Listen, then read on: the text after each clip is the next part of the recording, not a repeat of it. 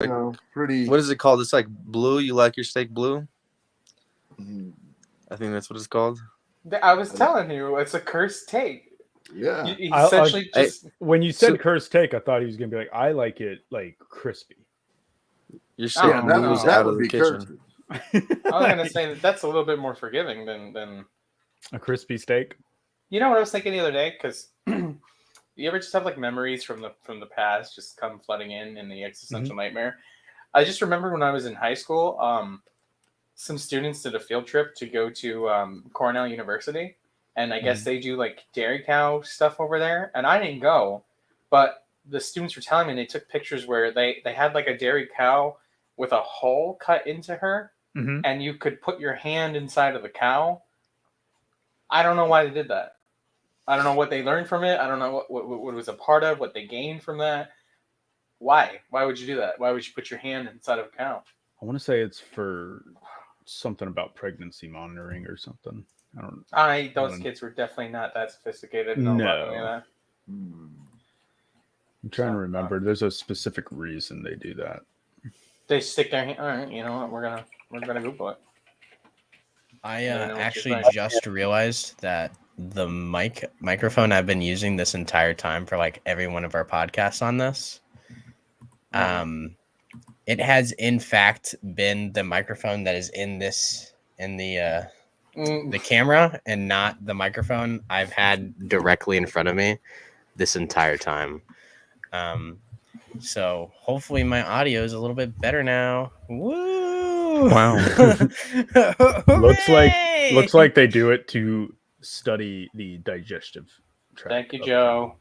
I figured for some reason somebody here would know about that, but I certainly do not. I didn't even realize we were live. Hi. Oh, Yeah. We've been because I wanted to hear Larry's cursed steak take raw. No, the funny thing is about my steak take, it's not finished.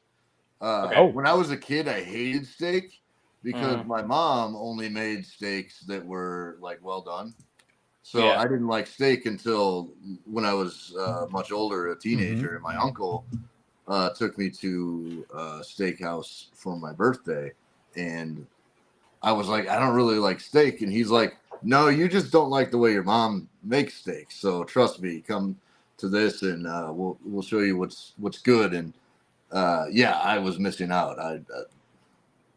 Most of my problems stemming from childhood are the fact that I was traumatized with burnt steaks. I had a very similar upbringing. Like whenever my parents made it at the time, or when we'd go to a restaurant, they would order me well done. So I didn't care for steak for the longest time. Yeah. And then I got older, and all of a sudden my dad's like, "Oh, now that you're older, you can have medium rare." And I was like, "Why couldn't I have it as a kid? Yeah. Why was this age gated?" The extra, like, it would have gave you that extra little boost or something. I don't know. I would have been like fucking. We're Popeye over here. Right. I mean, I grew up in a Mexican household, so really, I loved everything growing up. I used to be like 240 when I was like in like 7th grade. I was really big. I was just like a plumpy little fat kid. In 6th grade, I weighed like 68 pounds. No shit. 68 pounds? I did not hit 100 pounds until I was like in 7th or 8th grade. I was the tiniest kid. And then now you're just the biggest Larry Bear in the world. Yeah, it happened quick. Very cuddly guy. I'm 240 now, so R.I.P. 185. I'm struggling to hit over 200, so now I wish I would have kept some of that weight and turned it into muscle, but you can have some of mine. I'm well over 200. I was gonna say you just feel free, my guy. I'm like at 190. I've been trying to, eat more food and eat more protein food and trying to gain a little bit more mass, just a little bit more. At least to hit 200. I'm not trying to get like Brock Lesnar or anything. I don't want to be too shredded. That's what he's saying. How tall are you? In order to hit Brock Lesnar, you have to steroids. You have to add roids. But I'm 5'7". 5'7". I'm like 140 pounds. Wow. I could bench press you. You probably could, yeah. I love it. That's why I work out like once a week, and then I look jacked for a whole day. It's probably good genetics too. True. Yeah, so my belt. I'm Irish, genes. so everything in here, I retain all the fat. Everything in my legs is just all muscle, and then my arms, they like build muscle super quick.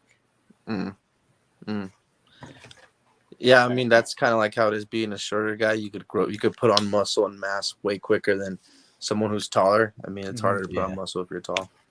Yeah, we got plenty of Nazis to mog on, in the next coming days. This is part of our workout routine. I'm excited. Came on tonight to just talk about our workout routines. Yeah, that's how you get money for the DC protest. We don't plan anything. That's how you fundraise. Right. I'm not mad at it. I'm gonna just start giving everybody free programs and all that stuff. Right. I mean, I will dead ass. I will like turn my camera towards that wall, and I'll just like start doing workouts for donations if we have to. Yeah. Should I start doing push-ups for donations? Let's do it. Oh man, I just read this cursed article. Putin's Western fan club wants to force Eastern Europe into a Russian bear hug. Oh God! Send it to me, and I'll bring it on the screen. This is correct. Send it into Discord. That's crazy. It's from Salon. Of course. It's from a Czech nationalist. Always. Without the calendar. It's just gonna be me with this mask on, like in like a Greek god pose. That should be one of the Patreon goals. Is a calendar? Yeah, the Patreon goal could just be us flexing in various positions. Did you send me the? Me and Wirt say we could do a recreation of the statue in Moscow with the man and the woman with the hammer and the sickle. I don't remember what that statue's called, but we could do a recreation of that. I think that'd be pretty hot. Larry, you sending me the article? Hold on. Hold on. God, I like the Boomers Network. Howdy, Prince Sonny. It's like I'm too much of a narcissist, guys, so I'm trying to set up my camera where it's like it's right in front of my own camera on screen. So when I look at myself, it looks like I'm looking at you guys. Yeah, I just do this. So I don't know. Oh, so we got a couple people in the TikTok, a couple people here, probably all the same. People we've convinced to somehow follow us what we're doing. But if you're not one of those people, we are collecting money. The Cash App is in the Discord to attend the November 4th DC protest and solidarity march with the people in Palestine against the genocide apartheid regime known supposedly as Israel. Anything helps. It could be $1, $10, $1,000. But if you don't want to do that, if you have money to donate and want to donate to any of those organizations, we'll drop the flyer in the description as well. And yeah, anything really goes a long way. So we're just kind of here to bullshit for a couple hours. We never really plan anything because we're as true communists. So come in, send it to your friends, send this to your uncle who hates communists, and let's get him on here so we can let's get some rage comments. We can argue. Let's get some rage comments.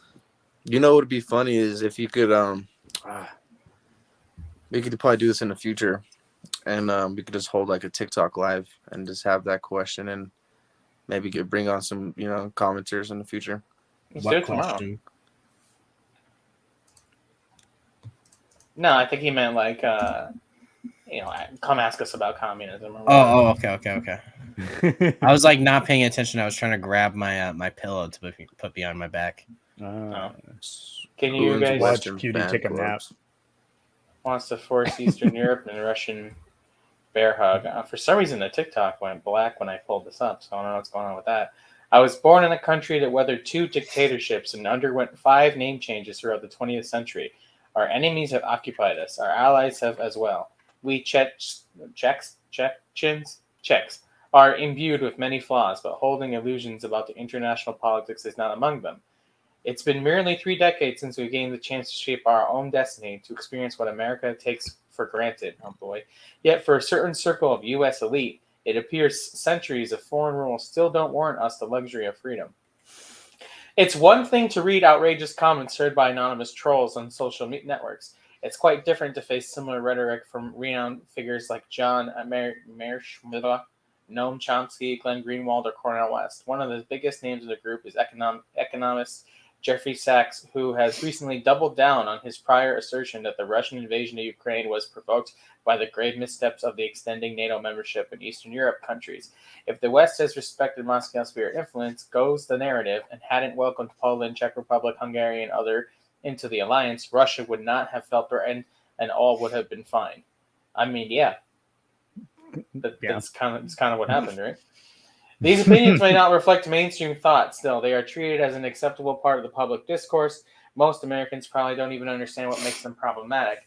In a time when Western colonialism is universally condemned as an era of injustice and exploitation, Eastern colonialism often remains overlooked, ignored, or understated. The Czech land have always... Why do we let the dyslexic guy read the articles? The Czech lands have always been the prize for any apex predator lurking in the neighborhood. Austrians, Germans, and the Soviet Union. Between 1526 and 1990, Czechs enjoyed a mere 22 years of sovereignty. The German and later Russian skill issue in the 20th century. not only a skill issue, but what a fucking sample size. 1526 to 1990. God That's damn. a lot. Yeah, of time. A lot of different people. Was bloodier than the latter, much longer. Both stripped away our freedom, destroyed our lives of our people, and crippled our economy. Both left an undeniable scar of my homeland.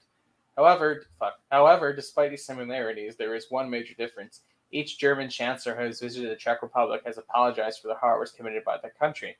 We've lost count of how many times have German representatives bowed their head before the victims of their predecessors. They approach us with genuine humility and remorse. Take a sip. The Russians less so. No apologies, no flowers adorning the graves. Former Russian President Boris Yeltsin did indeed a pen and memoranda in 1993, branding the invasion into Czechoslovakia as unacceptable. However, since Putin's rise to power, not a shred of remorse has been heard from the Kremlin. On the contrary, Moscow has time again proclaimed Eastern Europe as its own backyard. Trouble is, we don't like that. Our nations have been exploited, abused, and controlled by Moscow long enough. Colonization at its worst. Living under the shadow of the Iron Curtain has crushed the souls of entire generations. We have had enough for us. Inclusion in NATO isn't a geopolitical game.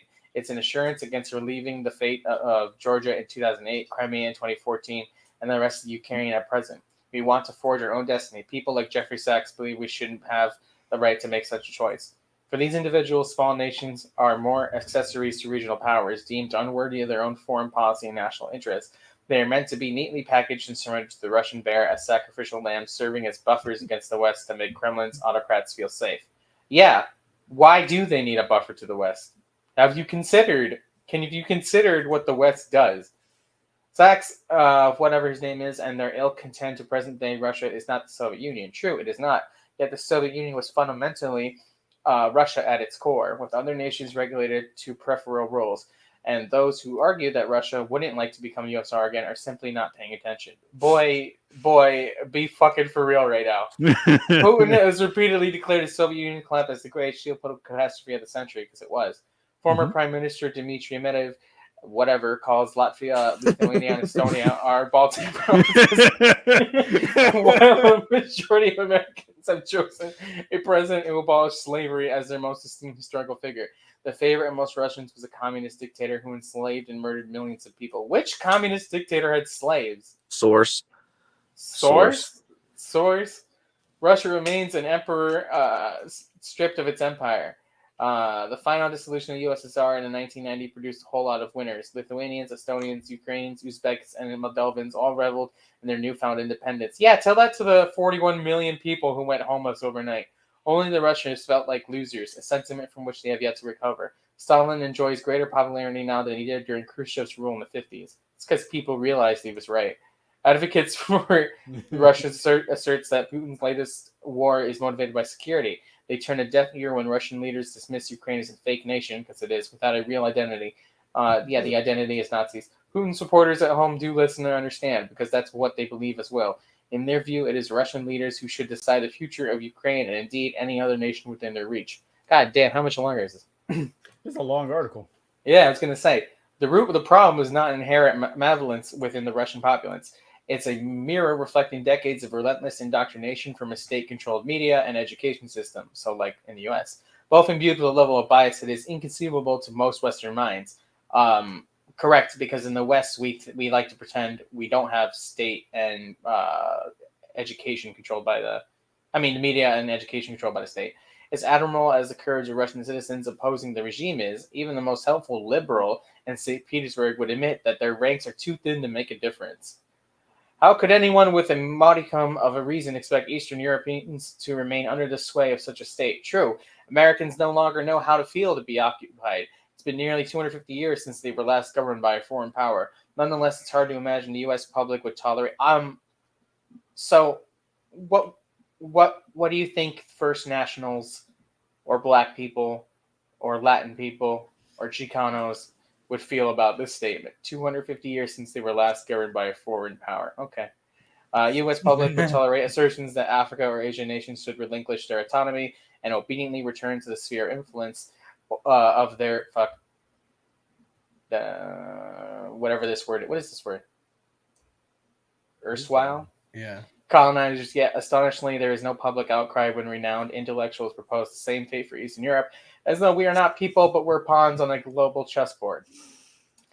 Some might argue this is simply realpolitik, pragmatic, unfair, occasionally ruthless. If so, realpolitik is precisely what has engulfed Russia, a once powerful country whose firmest allies today are Belarus and North Korea.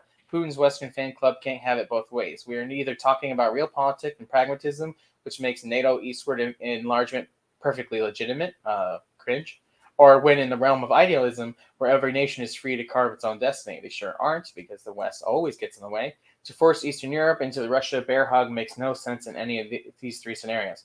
Truth is that people like Jeffrey Sachs are in fact enemies of freedom. We hold these truths to be self-evident, that all men are created equal, they're not, and they are endowed by their creator with certain unalienable rights, unless they're not white. That among these are the life, liberty, and the pursuit of happiness, not under capitalism. These words should be sacred to every true American. Saying that Eastern Europe should have been left under Russian influence makes liberty a privilege to the powerful and the mighty. What's alarming is the lack of response to their words. God damn. That was a lot. Free Larry, let him into this fucking chat. He's trying to get in, bro. Look at the private chat. Look at the private chat. What happened? How do you get out? He got booted. He got booted like before you even started speaking. My fat thumbs when I sent you the fucking article, it dropped me, I guess. I don't know. Fuck. That's that so was funny. Because I Russian couldn't see that bear at all. Free Larry Stein, freedom, let me in. Hashtag Free Larry 2023. Help us, Trump, please. Popular Larry Stein, Liberty Front. Oh my God. Want back in. I want back in. Open the wall. Tear this wall down. Oh my God. Open the flee to the west. Did you escape the hordes of the east? No, I fled the west to come back to the freedom of the east, where Yes. Oh my goodness gracious. That was a lot. So bear hugs. Larry, why did you where'd you find that? It just popped up on my like my homepage when I opened my browser. Jesus. Yeah. It's like if your homepage is just like Microsoft or whatever, it's just filled with bourgeois propaganda like that shit. Mm-hmm. It's amazing. Mm-hmm. Oh yeah. Like every time I go to YouTube and I go to like the news channel, there's always nothing but like CNN and Fox and shit and stuff like that. That's why you have to always seek other sources and other channels. There's much more better channels like the Kollective. Yes. Exactly. Marte pitched a Kollective to our fans who are already in the chat. Yeah, everybody, please subscribe, like, and follow us, and you get it for us, Mooch. We are a collective of Marxist-Leninists. Currently, it's me, Ivan, Cutie, Larry, and Cruz, and we have been, we're just a couple guys with a podcast, and we're gonna help overthrow the government in Minecraft through this podcast. So join us, subscribe, like, and if you can, donate like $1 or $2. And if you don't feel comfortable donating to us, there are other organizations that you could donate to also. We're not overthrowing the government. We want to make government so fucking big. Yes. Socialism is when the government does stuff. Go off, Larry. The floor is yours. And when it does a real lot of stuff, it's communism.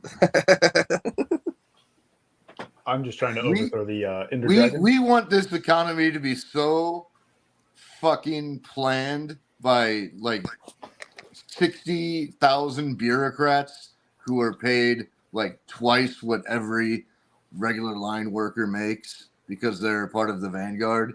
Right. We're going to allot you one toothbrush for life. And if you don't take care of that toothbrush with the utmost care, we have a guy that's going to take it. I will personally all toothbrushes if you don't apply yourself correctly. I will personally take the bristles of your toothbrush. I will leave the handle. That's right. We're advocating for big government communism is what we want. Big government communism. I love it. Big government communism. I still want to know which through the demon rats. Which communist dictator supposedly had slaves. So I'm gonna look up which communist dictator had slaves. Also, I could hear the live coming out of somebody's phone on my end. Not my end. Sorry about that. That was actually me. I was just on my TV. I was just looking at us real quick. Hell yeah, man. A good looking group. So if you look up which communist dictator had slaves, nobody actually comes up. Cool. No. So just obviously we already knew it wasn't real. But yeah. It's not even like that's what Stalin referred to Eastern Europe as a bunch of criminals, gangsters for capitalism, and yeah, I mean, who's around? Yeah, it's funny when the various nationalists from Eastern Europe claimed that they were slaves under the Soviet Union when they had free housing, you know. But Larry. But what? It's not like American housing. Hey, they had, you know what? They had 2-bedroom apartments, 3-bedroom apartments for free. Yeah. They had it was great interior. Some of them, some of the newest couches and stuff, and slave quarters, right? Yeah. And that reminds me of a video I saw. It was like about East Germany, and then the person in the video was talking about how like they escaped the hordes, and they showed the apartment, and the apartment was absolutely beautiful. It was like better than what I'm living in currently right now, and what a lot of people live in like freaking janitor closets out in New York. I feel bad for them sometimes, and all over the country. Shit on New York, why don't you? I'm talking about like Times Square. It's like really. But it's true. And like another example would be Tokyo. Tokyo, they'll rent you like a small little studio that's barely big enough, and it's crazy, and it's just hyper capitalism. You get the furniture that folds into each other so that you can actually utilize it. That's like one of the worst kind of fascists are those who stan Japan, like OD. So like they'll be like talk about how Japan's a homogenous society and Tokyo's the biggest city in the world and there's no crime, and it's like Japan's economy is actively faltering because they're in steady population decline because they're all fucking old now, and everyone's leaving the country, which is funny because that's like a macro version of what's happening in New York. So I really don't know how that helps the argument at all that like somehow Japan is like the bastion of Western civilization in a lot of ways. Mm-hmm. I wish the Communist Party of Japan would just do something already.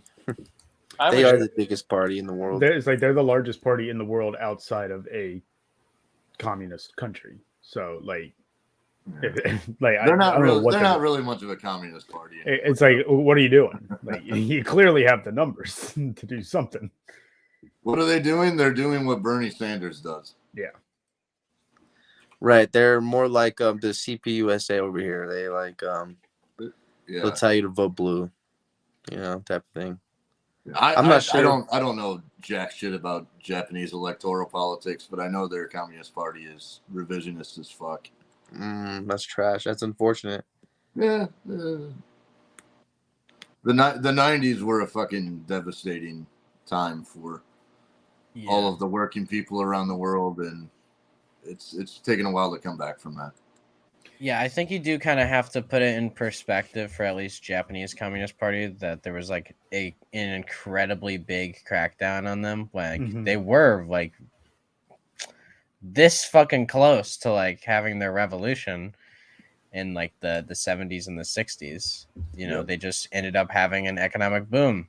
You know what I mean? And when economic booms happen, unfortunately for workers, or fortunately for workers, depending on how you look at it, glass half full or half empty, the necessity for a revolution, diminishes. You know what I mean? Yeah. And solidarity amongst the classes goes down too. Right. It's always for some workers. Some workers make out pretty good. Yeah. Yeah.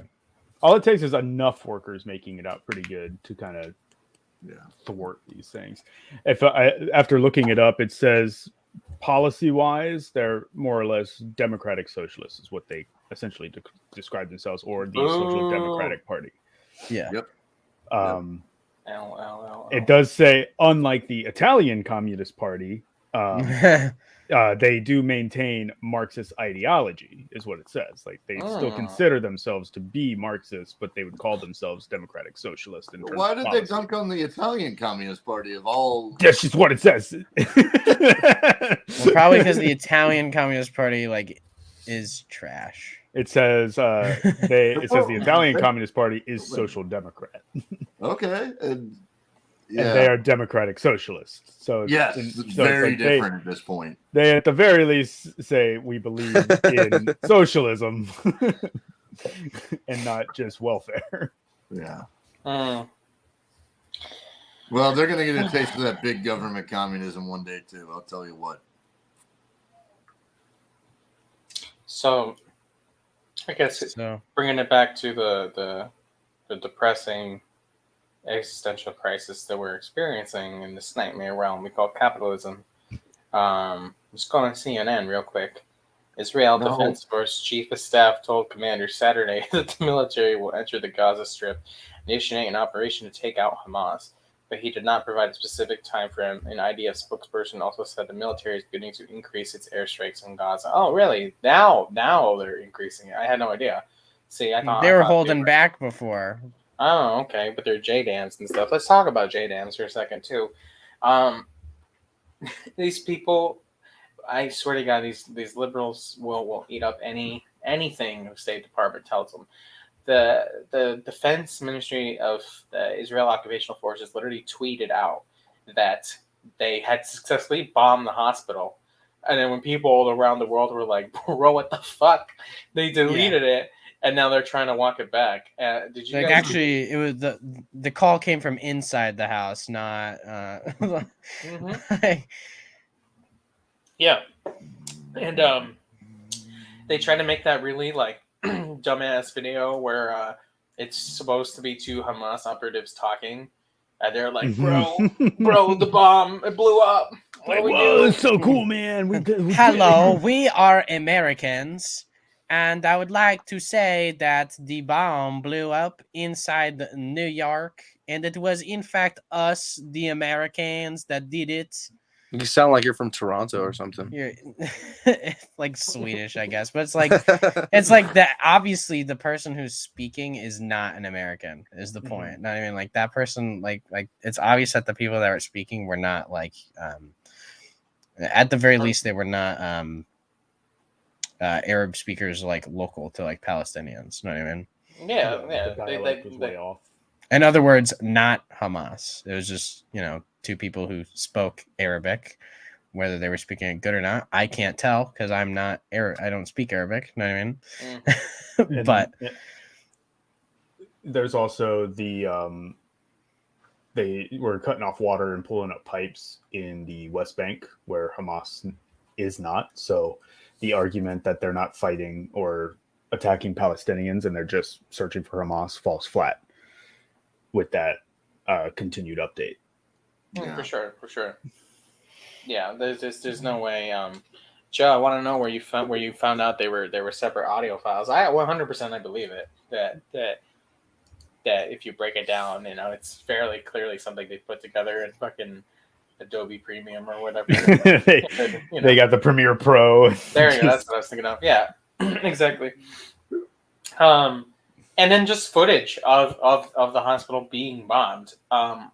So like, how do you reconcile that? Because there's footage of a missile slamming into the hospital, and then an explosion happened at the hospital. So like, is that just supposed to be fake? Like, is it supposed to be fake like the burnt babies were the AI image? Because that was an AI video. I mean, it was pretty convincing to me. Yeah. So it's getting impossible for them with just the proliferation of independent media and technology in the hands of masses worldwide. It's getting impossible for them to blatantly lie about this shit anymore.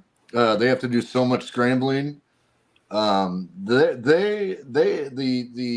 Western media, the Western state imperialist structure has to rely on apathy and selected outrage. They can't just straight up cover up things as easily as before. So they have to distract and use selective outrage. So which they're very good at doing.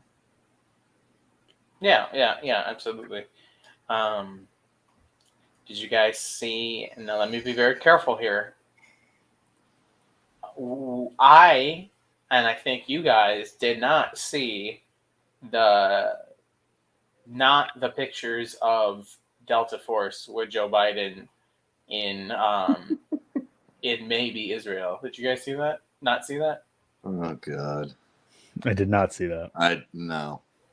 Right. Yeah. So supposedly on Instagram, the White House posted a picture of Joe Biden shaking hands with Delta Force soldiers, but it's fake, totally 100% fake in Minecraft. And then they panic and they deleted it because they realized they shouldn't have posted that. So yeah, crazy. But I mean, we know that there's U.S. boots on the ground. There's been U.S. boots on the ground. That's why they're sending over those carrier fleets to basically back their boys up. I mean, I'm going to say, and I don't mean this in poor taste, but, the last at least day has seemed, at least in the information that we're getting out, to be not as intense. I know it's just as bad as it was yesterday, if not worse, for the people who are actually in Palestine. But at least on our end, it doesn't seem like anything. There has really been any new developments. Fortunately for now, but it's not like there's a lot of good news. I did actually see some fire trucks and aid trucks were arriving, but there's still trouble about getting them actually through into Gaza. Yeah, 20 trucks made it through. Which compared, I think someone was saying that the number before was significantly higher. So the fact that only 20 were allowed through is just devastating. I mean, for 2 million people, I mean, really, what is 20 trucks? That's gone like instantly. Right.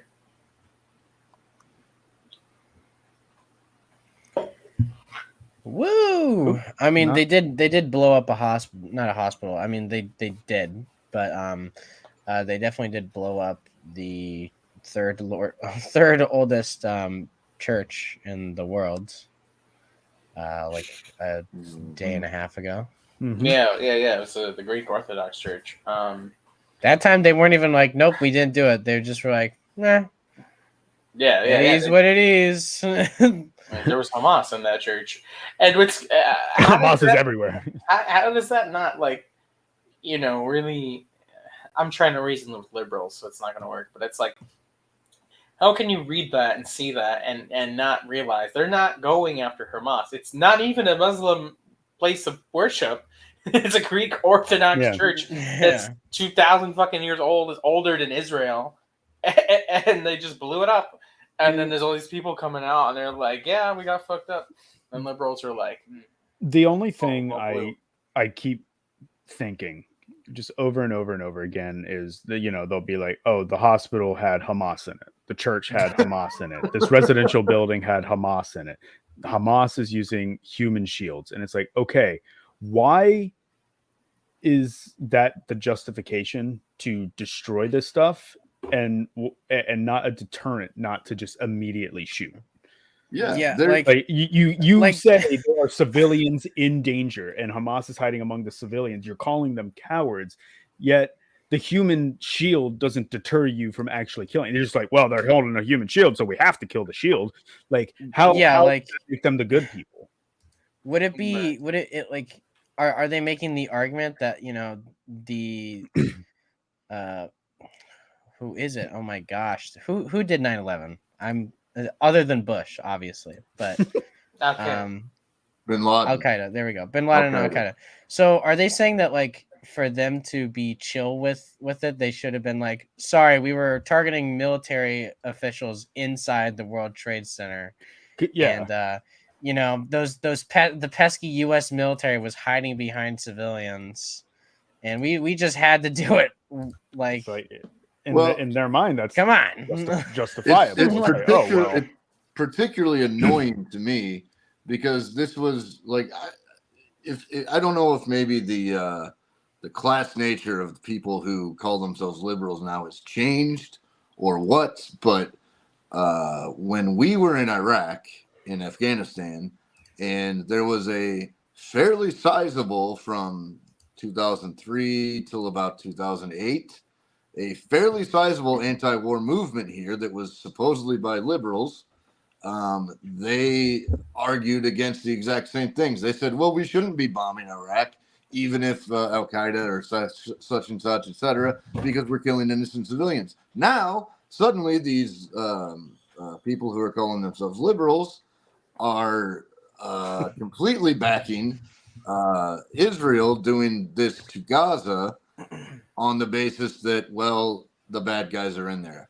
So I don't know if it's just like too many of these fucking Lincoln Project motherfuckers got in the Democratic Party or what, because the people that supported the Democratic Party anyway, I know the Democratic Party's always been a warmongering imperialist party, but the people supporting it used to be different.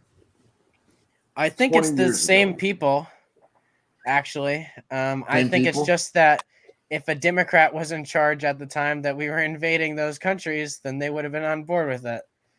It's really just that, their guy is the one doing it, so they're okay with it. Yeah. If their guy wasn't, then they wouldn't be. You know what I mean? There's some truth to that because that's why I pointed out from 2003 to 2008 the anti-war movement was fairly large, and then in 2009 when Obama got in office, it went.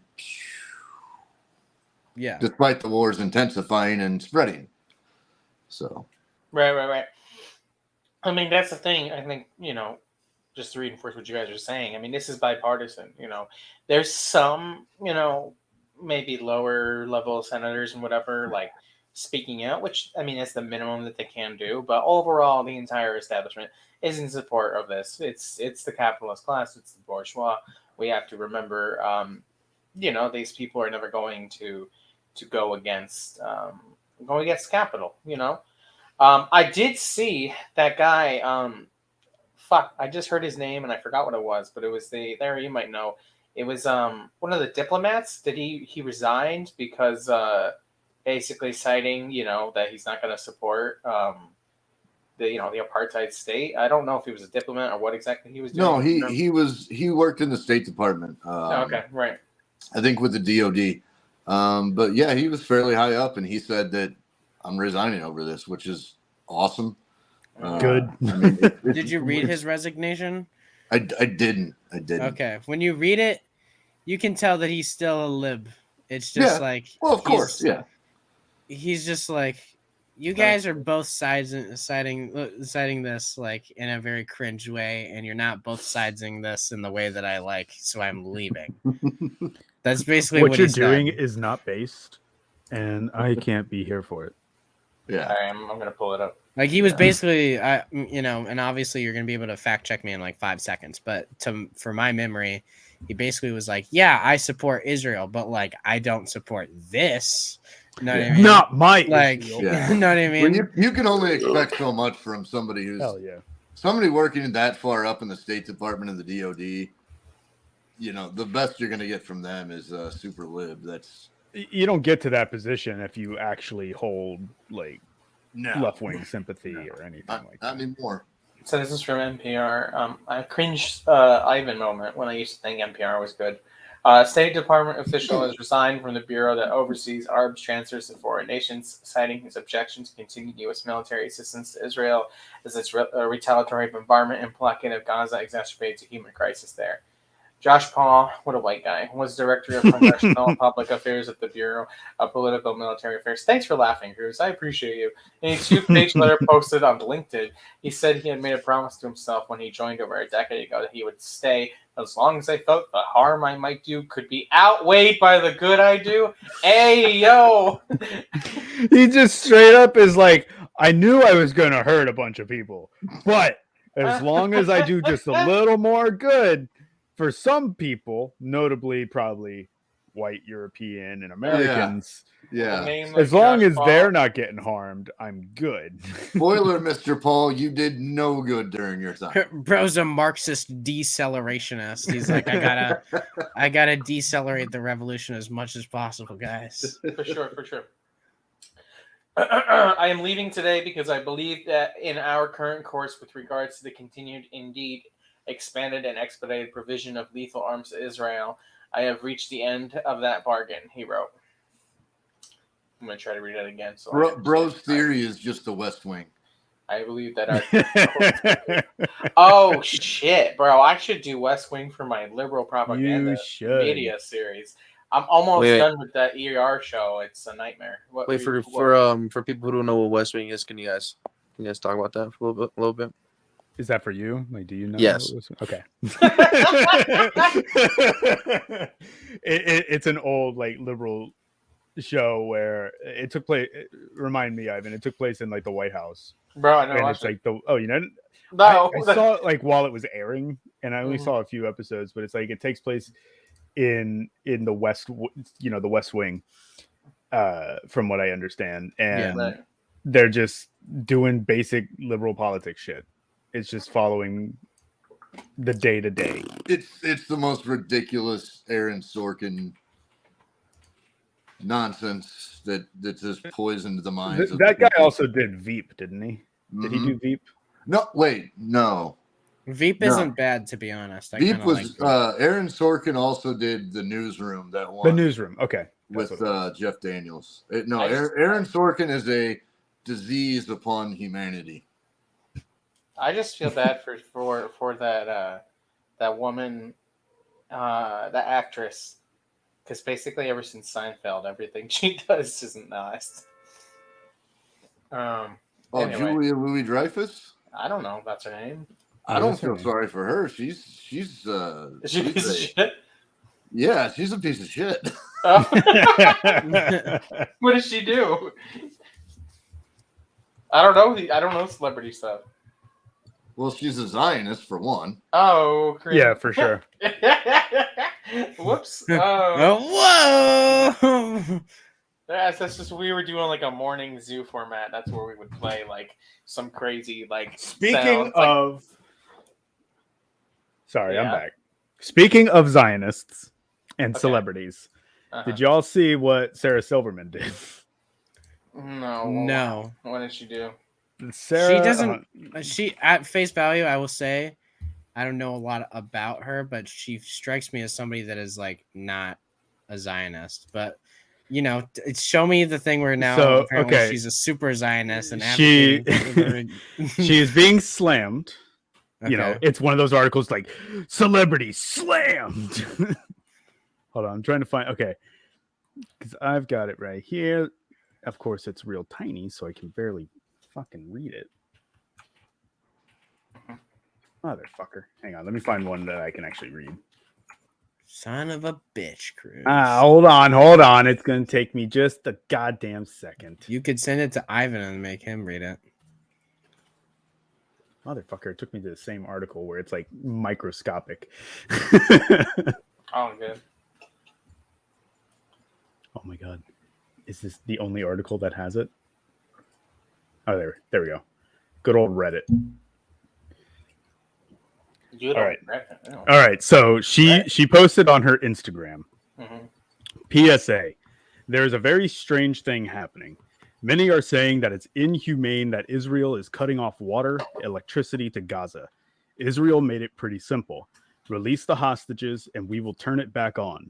Instead of pleading with Hamas to release civilian hostages, which include babies and toddlers, there are politicians, cough, cough, AOC, calling Israel inhumane. If that isn't enough for you, Israel does not need to supply Gaza with these resources, which they do for free. If Hamas didn't spend billions of dollars on terrorism, they would be able to build the infrastructure to support themselves. Who said that? That is Sarah Silverman.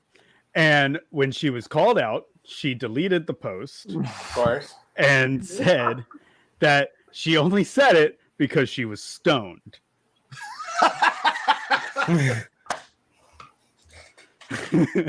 And all the comments were like, yeah, I too get genocidal when I am stoned. Wow. That's crazy. That's insane. It's about right. I mean, like the Jesus Christ. I just really always hate that argument that like just invest and you do it. These people don't have anything. What do they invest into? Like when you don't control the means and you barely get paid, or places like Gaza where there's no real jobs, there's nothing to invest in. She's just dumb. She doesn't know what Gaza is. Yeah. She's clearly an idiot. She's suffering from no good fucking news. brain. Last night I was listening to a clip from what is it? Seth Rogen's podcast, and he's actually anti-Israel and anti-Zionism. Yeah, he was talking with Mark Maron. Yes, you heard that. You heard that. I heard it too, and they were both like, "Yeah, we've been lied to about Israel our whole lives." Like, you know, he's like kind of making. Not light of it, but you know, he's a comedian, so he's like kind of joking around a little bit where he's like, you know, if you're trying to preserve something, like especially your people, you don't want to put them all in one place where it's very volatile and you're part of the Christian plan where you have to all die in order for that prophecy to come true. When he was asked, would you move to Israel? Do you know about that prophecy? Anybody in here who's a little bit who knows about religion? Basically, from my limited understanding, that I think, all right, I'm totally going to be wrong, and this will come up in a couple years from now. But basically, one of the curtailing signs of the second coming of Christ is the destruction of Israel, where the forces of evil will converge and basically blow up Israel, and then Jesus will come and be like, yo, dudes, the empire's pretty chill. Why don't you, like, join it? And, yeah. So for a lot of, especially even evangelicals and whatever, Israel has to be destroyed in order to bring about what they be trying to do. I'm gonna give a quick shout out to Rasputin Czar, my Guatemalan companion, amigo. What's up, brother? Anyway, and that fucking rapture bullshit has nothing to do with Christianity. That is a insane thing that they came up with. Evangelicals are insane. mm-hmm. Yeah, they need all the Jews. Insane, yes. All the Jews have to go back to where they were exiled from. Is essentially what it said, and then they have to die, and then Jesus comes back. Yeah, basically, I don't know. For me, I'll say this, and then we'll wrap this up because we're gonna change formats, some of us. But basically, from what my understanding of the Book of Revelations in the Bible is that basically, it's essentially written works that are like anti-Nero propaganda. Nero being the emperor of Rome or whatever the fuck. At the time, and apparently if you read into it, a lot of it is almost like written in code, and it's very like deliberately like, yeah, this guy kind of sucks because he's killing Christians and stuff. And I don't know, as a religious person, I just never really give a shit about the end of the world kind of stuff. And I think it might just be because like in a lot of ways I know that it's probably not real, but this is just part of my life or whatever. So I just don't like. Even like as I'm exploring like Islam or whatever, and they talk about the end of the world, I'm like, yeah, okay, whatever, skip that. But like, yeah, I don't know. It doesn't really matter to me, I guess. Mehdi will return with the black flag, like right. Imam Mahdi or some shit like that, right? Yeah. All right. So real quick for the homies who's still in the audience. We are raising money to send Kollective down to protest on November 4th. It's a march standing in solidarity with the Palestinian people against the Israeli apartheid regime. We've raised just a little under $300 right now. We are going to be flying Muerte out, but any money helps with gas, with food, with lodging, whether it's $1. If you don't want to donate to a bunch of strangers on the internet, you can donate to any of the Palestinian organizations, particularly the Palestinian Youth Movement, who's hosting the rally. If you got it and you have anything to give and you don't want to give it to a bunch of podcasters, you could definitely give it to them. Anything helps, anything counts. This is something that we just can't stay quiet about. I mean, I feel like we've barely talked about communism in the last couple of weeks because this is just such a crisis. But yeah, I think we're going to wrap up here. We're going to change a little bit of format. So come back and stick around, homies. Yep, and I will. I just talked about communism. No. He's got a hammer and sickle on his hat. No. That's all we need. Revisionism. I talked about big government communism. Bert, are you loading a gun? What is going on over there? Oh, yeah, I'm like loading up my tactical gear. I'm just kidding. Okay. We're going to Gaza. I'm joking, but stop, bro. Stop. Collective to Gaza? Question mark. Shout out to Rasputin. Thank you, Rasputin. Yes. Yeah, thank you Forward so much. kisses, comrade. Rasputin's are. Could you imagine Lenin hearing us say "Thank you, Rasputin Czar"? Right. I mean, he would have to go through a lot. What the fuck? I feel like that'd be the least of his confusion. Like, what the hell? He'd be like, why is there a Yahtzee's face on my body in the middle of oh my god, bro, that shit's so cringe. Oh my god. Like literally, okay, so those of y'all who don't know, there was a statue of Lenin in Ukraine, and it's not Tsar Rasputin, it's Rasputin Tsar. That's how your name comes up. But anyway, yeah, so basically when the Russians, attacked in Ukraine and all this, Russophobia propaganda started coming out, they cut the head off of the Lenin statue, replaced it with Stepan Bandera's head, and there's a picture. Let me see if I can find it. There's a picture of a statue lit up, backlit with the Israeli flag. Step. I don't know how to spell step in there. Step in. They also had that. There. They also had that thing at the Brandenburg Gate in Germany where it's got the Israeli flag, cringe. and it's like exactly where the Nazi flag had been. So it's like, okay, there's some parallels here. My favorite footage of the Brandenburg Gate is when that Soviet soldiers can doing the traffic stuff. Yeah, literally. I was about to say that. And I'm love just that like, video.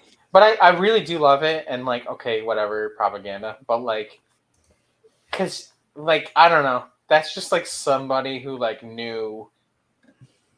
It's just so casual, right? Like, she's just like, yeah, they really fucked up my life, and I was supposed to go to school, so I killed a bunch of Nazis. And here I am, flinging these flags around, and guess what?